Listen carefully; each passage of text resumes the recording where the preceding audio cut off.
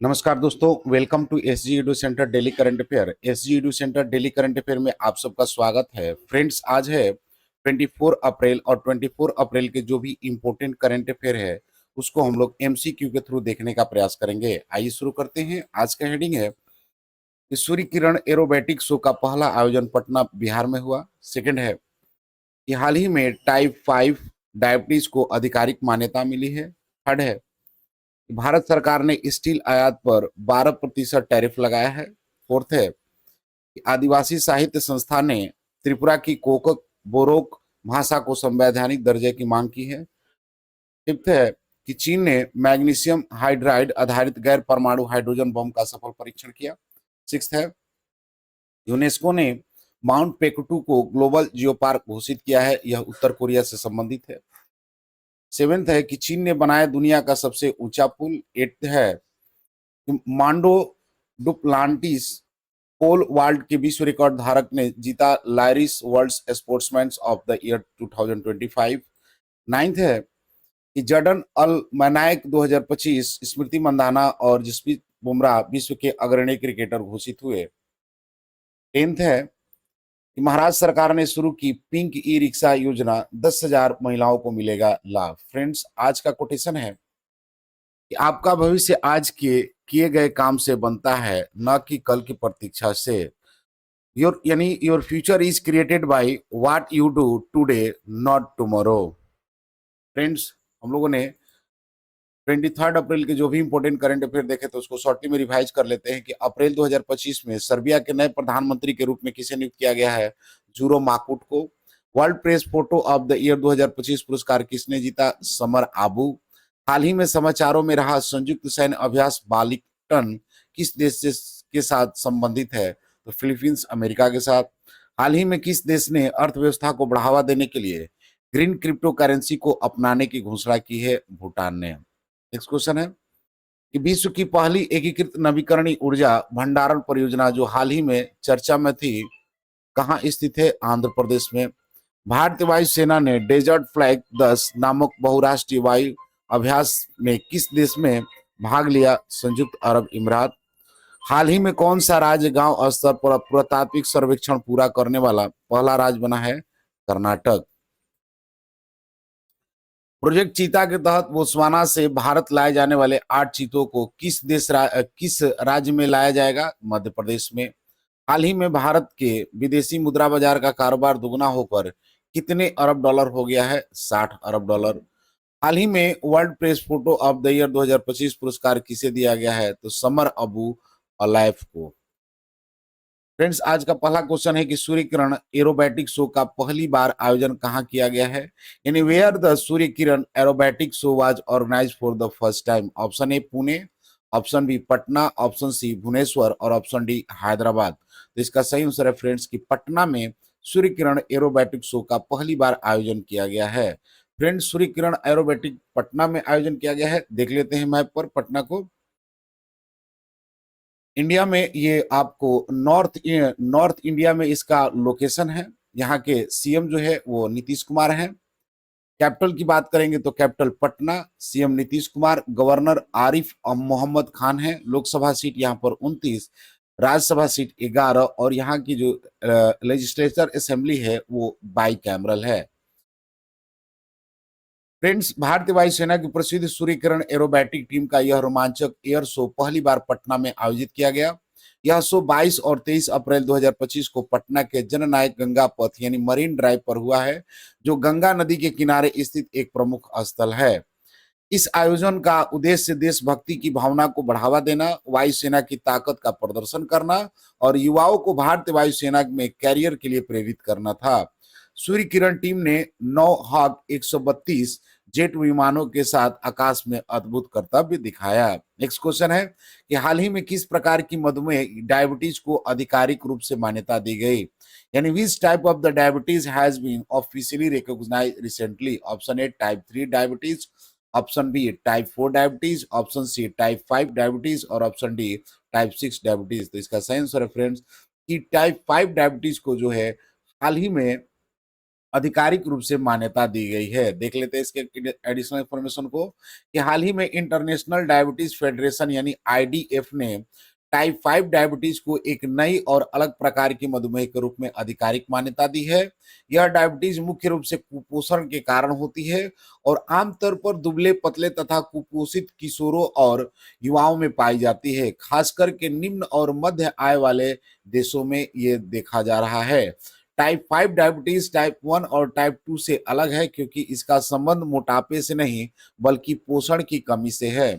अनुमान है कि दुनिया भर में लगभग 2 से 2.5 करोड़ लोग इस प्रकार के डायबिटीज से प्रभावित है, विशेष रूप से एशिया और अफ्रीका में। नेक्स्ट क्वेश्चन है कि हाल ही में भारत सरकार ने इस्पात यानी स्टील आयात पर कितने प्रतिशत टैरिफ लगाया है? यानी recently how much percentage tariff has the Indian government imposed on steel import? Option A 15%, option B 12%, option C 18% और option D none of this. तो इसका सही आंसर फ्रेंड्स कि 12% भारत सरकार ने इस्पात स्टील आयात पर टैरिफ लगाया है। फ्रेंड्स 12% टैरिफ जो है भारत सरकार ने 21 अप्रैल 2025 से चयनित स्टील उत्पादों पर 12% की अस्थायी सेफगार्ड ड्यूटी लगाई है। अवधि जो है यह शुल्क 200 दिनों तक प्रभावी रहेगा। Hot rolled Kyle, seat plate, metallic coated steel जैसी श्रेणियों पर लागू होगा। उद्देश्य जो है वो चीन, दक्षिण कोरिया, जापान से सस्ते स्टील आयात को नियंत्रित करना ताकि तथा घरेलू उद्योग को अनुचित प्रतिस्पर्धा से बचाना। पृष्ठभूमि की बात कर लें तो वित्त वर्ष 2024-25 में भारत ने 9.5 मिलियन मीट्रिक टन तैयार स्टील आयात किया, जो एक दशक में सर्वाधिक है। नेक्स्ट क्वेश्चन है कि आदिवासी साहित्य संस्था ने कुकबोरोक भाषा को संवैधानिक दर्जा देने की मांग की है। यह भाषा किस राज्य में बोली जाती है? यानी the Adivasi Sahitya Sanstha demand constitutional status for the Kokborok language is spoken in which state? Option A Tamil Nadu, option B Telangana, option C Goa और ऑप्शन डी त्रिपुरा। तो इसका सही आंसर फ्रेंड्स की ये जो भाषा है वो त्रिपुरा की है, जो कि आदिवासी साहित्य संस्था ने इसे संवैधानिक दर्जा देने की मांग की है। देख लेते हैं इसके कुछ एडिशनल इंफॉर्मेशन को कि त्रिपुरा की ये भाषा है कोकबोरोक आधिकारिक भाषा है और यहाँ की त्रिपुरी, रियांग, जमातिया जैसे आदिवासी समुदाय द्वारा इसको बोली जाती है। मांग का कारण है कि भाषा को संविधान की 8वीं अनुसूची में शामिल करना ताकि इसके संरक्षण और विकास को बढ़ावा मिल सके। लिपि विवाद क्या है? तो कोकबोरो को रोमन या बंगाली लिपि में लिखे जाने को लेकर विवाद चल रहा है, जबकि इसकी मूल लिपि कोलोमा अब विलुप्त हो चुकी है। ऐतिहासिक पहचान की बात करें तो 19 जनवरी 1969 को त्रिपुरा सरकार ने कोकबोरो को राज्य की आधिकारिक भाषा घोषित किया था। नेक्स्ट क्वेश्चन है कि हाल ही में मैग्नीशियम हाइड्राइड के सहयोग से विकसित गैर परमाणु हाइड्रोजन बम का परीक्षण किसने किया है? यानी who has recently tested a non nuclear hydrogen bomb developed with the help of the magnesium hydride? Option A Russia, option B USA, option C China और ऑप्शन डी इजराइल। तो इसका सही आंसर है फ्रेंड्स कि China ने magnesium hydride के सहयोग से विकसित गैर परमाणु हाइड्रोजन बम का परीक्षण किया है। देख लेते हैं इसके कुछ एडिशनल इंफॉर्मेशन को कि चीन स्टेट शिप बिल्डिंग कारपोरेशन के 705 रिसर्च इंस्टीट्यूट ने इस बम को विकसित किया है।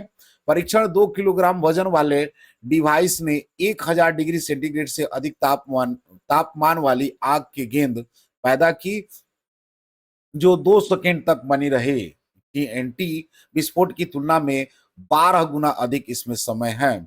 मैग्नीशियम तकनीकी आधार की बात करें तो मैग्नीशियम हाइड्राइड एक ठोस अवस्था हाइड्रोजन परमाणु सामग्री है का उपयोग हुआ है, जो पारंपरिक विस्फोट द्वारा सक्रिय होने पर हाइड्रोजन गैस छोड़ता है। नेक्स्ट क्वेश्चन है कि हाल ही में यूनेस्को ने माउंट पेकाटू को 16 नए ग्लोबल जियो पार्क्स की सूची में शामिल किया है। माउंट पेकाटू किससे संबंधित है? यानी recently UNESCO has included the Mount Paektu in its list of 16 new global geo parks. What is the Mount Paektu related to? Option A China, option B North Korea, option C Saudi Arabia और option D Indonesia. तो इसका sense और friends कि north Korea में ये mount पेकाटू है, जिसको UNESCO ने हाल ही में 16 नए ग्लोबल जियो पार्क्स की सूची में शामिल किया है।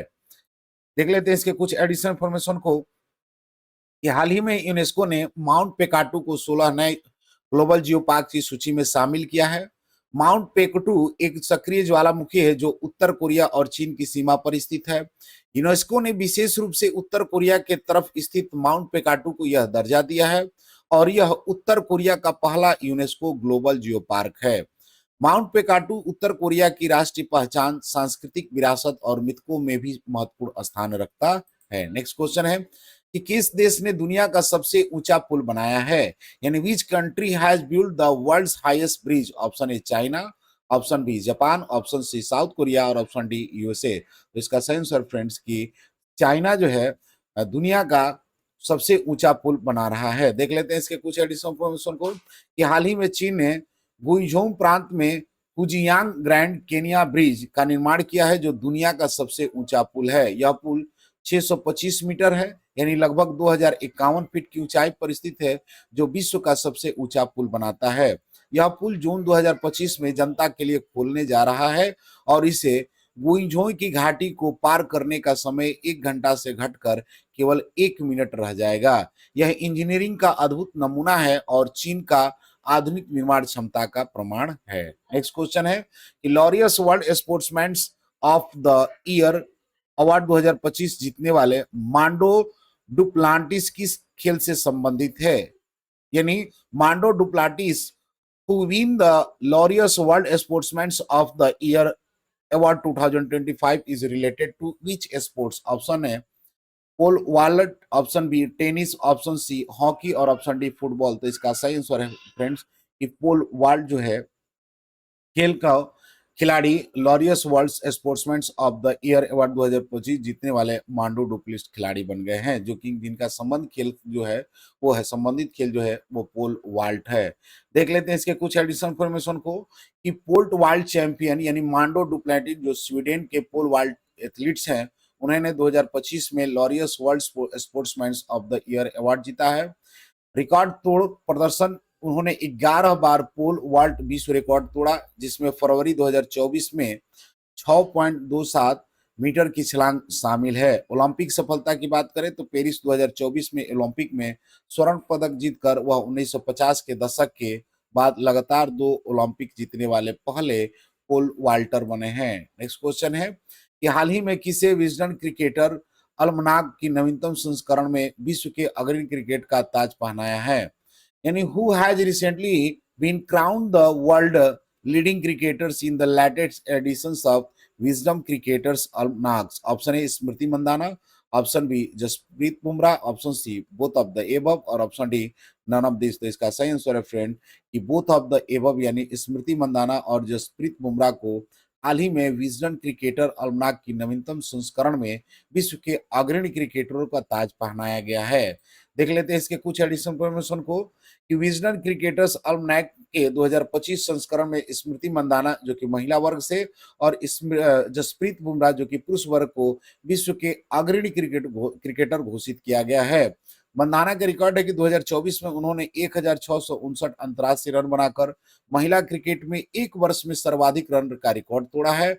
बुमराह का प्रदर्शन 14.92 की औसत से 71 टेस्ट विकेट T20 विश्व कप 2024 में भारत को जीत में निर्णायक भूमिका निभाई थी। ऐतिहासिक उपलब्धि की बात करें तो बुमराह 20 से कम औसत पर 200 विकेट लेने वाले पहले गेंदबाज बने हुए हैं। नेक्स्ट क्वेश्चन है और आज का अंतिम क्वेश्चन है कि हाल ही में किस राज्य सरकार ने पिंक ई रिक्शा योजना शुरू की है, यानी which state government has launch the pink e rickshaw scheme recently. Option A Maharashtra, option B Gujarat, option C Madhya Pradesh और ऑप्शन डी राजस्थान। तो इसका सही आंसर फ्रेंड्स कि महाराष्ट्र सरकार ने पिंक ई रिक्शा योजना की शुरुआत की है। देख लेते हैं इसके कुछ एडिशनल इंफॉर्मेशन को कि महिलाओं को आर्थिक रूप से सशक्त बनाने और रोजगार प्रदान करने के लिए महाराष्ट्र सरकार ने अप्रैल 2025 में पिंक ई रिक्शा योजना शुरू की है। वित्तीय सहायता की बात करें तो सरकार ने 20% अनुदान देगी, जबकि 70% बैंक ऋण और 10% महिलाओं द्वारा जमा किया जाएगा। लाभार्थी राज्य के 17 शहरों में 10,000 महिलाएं विशेषकर विधवा, तलाकशुदा और गरीबी रेखा से नीचे लाभान्वित होंगी। पात्रता आवेदक की आयु जो है वो 20 से 40 वर्ष होनी चाहिए।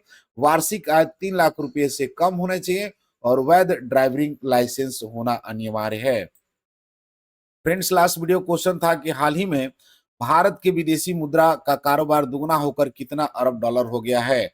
तो इसका सही आंसर था ऑप्शन सी, 60 अरब डॉलर। आज का क्वेश्चन है कि हाल ही में किसे विजडन क्रिकेटर्स अलमनाक के न्यूनतम संस्करण में विश्व के अग्रणी क्रिकेटरों का ताज पहनाया गया है? Option A Smriti Mandhana, option B Jasprit Bumrah, option C उपरोक्त दोनों और ऑप्शन डी इनमें से कोई नहीं। फ्रेंड्स, इसका आंसर कमेंट बॉक्स में जरूर दें। मिलते हैं अगले वीडियो में, तब तक के लिए जय हिंद।